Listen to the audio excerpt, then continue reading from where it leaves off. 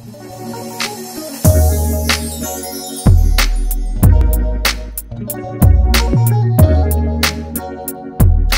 so hey everybody. I'm here so I can basically tell y'all what y'all need to know before y'all decide that y'all want to get a frontal, okay? This is a frontal right here, as you all can see. But anyways, yes, so I'm making this video so people can know this is exactly what you need to look at before you get a frontal. I have my notes written down so I can tell you all what you need to know, because it's very important.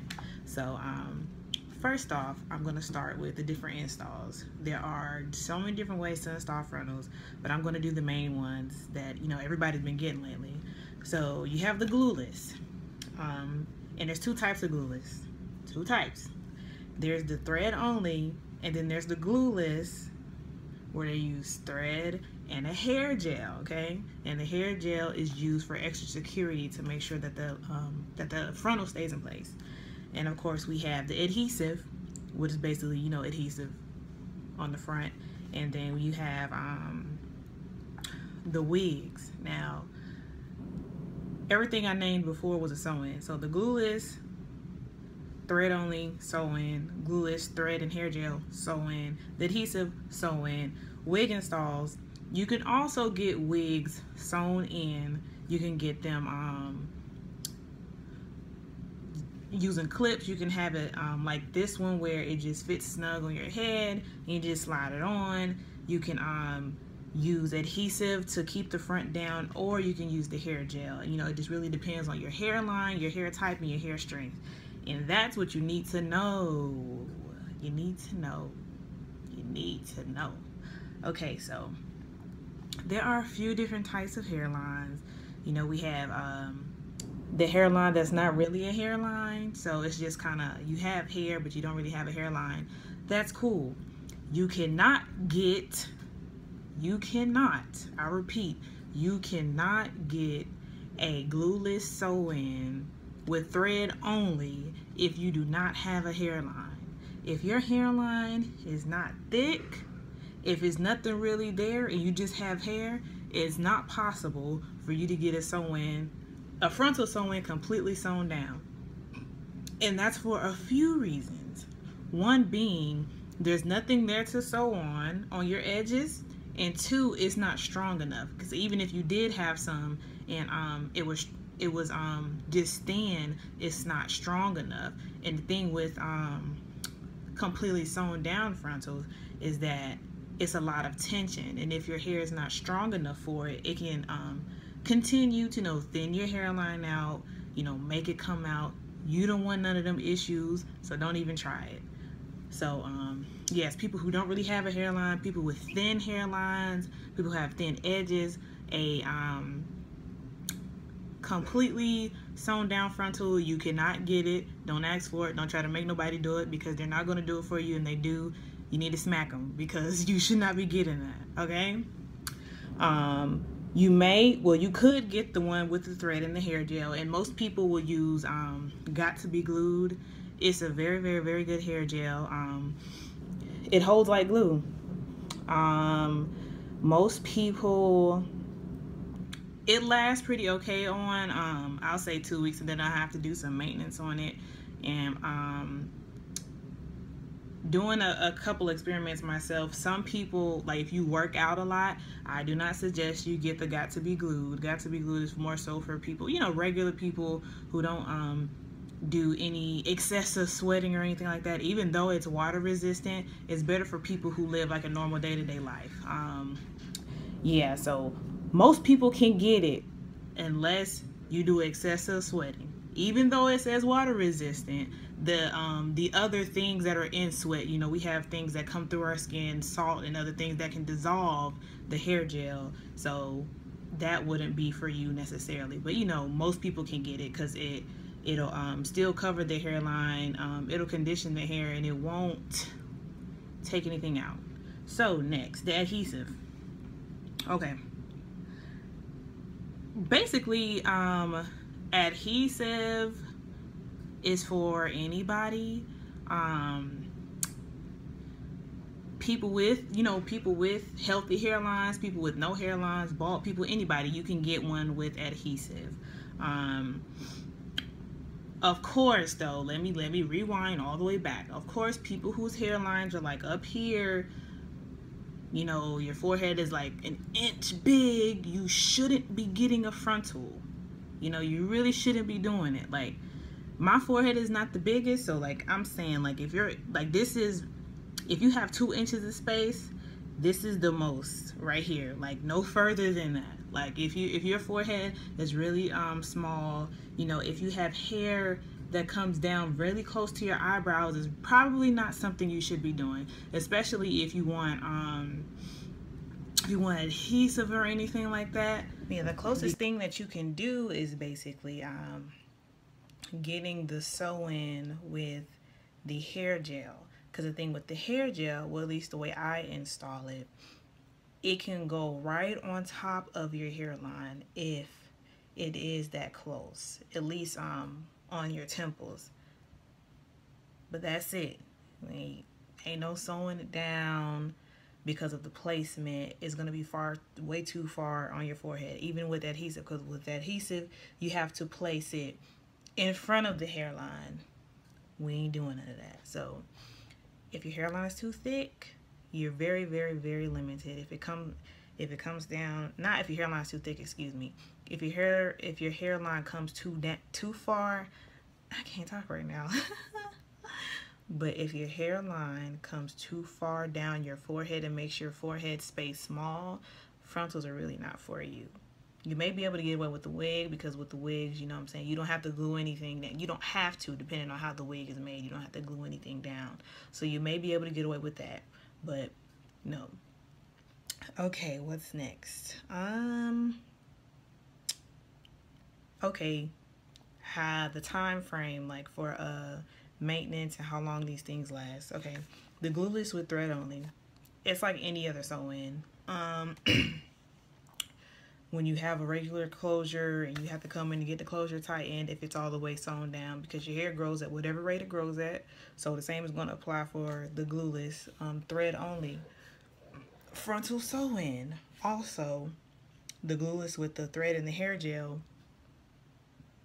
assuming that you don't sweat a whole bunch and you don't have an extremely active lifestyle,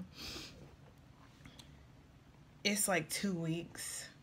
I'll say 2 weeks, and then you need to have some frontal maintenance. Some people do like to do it themselves. You can, if you go and buy the hair gel, you can try it yourself.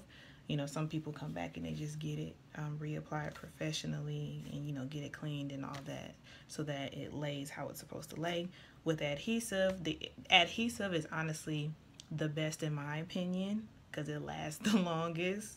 You get 4 to 6 weeks of like solid hold, and it's good for you. Well, at least the adhesive that I use is Ghost Bond A1 steak sauce. It's like the best adhesive for these, and you can't really lose. It's a water-based one, so it's white. It looks like Elmer's glue, and it just works really well. It won't rip your hair out, because it's not going to be in your hair. It's going to be right in front of your hairline, and you place it on there and it don't go nowhere. It's pretty awesome. As far as versatility, the same thing goes. It's like it's in the same order. The completely sewn down frontals, you have the least amount of versatility, and I'll tell you why. It's because the way the way stylists, me and anybody else who does it, the way you have to sew it down, it's sewn at different points, and it's not going to be how it is if it's using the hair gel or the adhesive, where the entire front is flush to the skin, so you can push it behind your ear, and you can see the baby hair, and it looks like scalp and all that.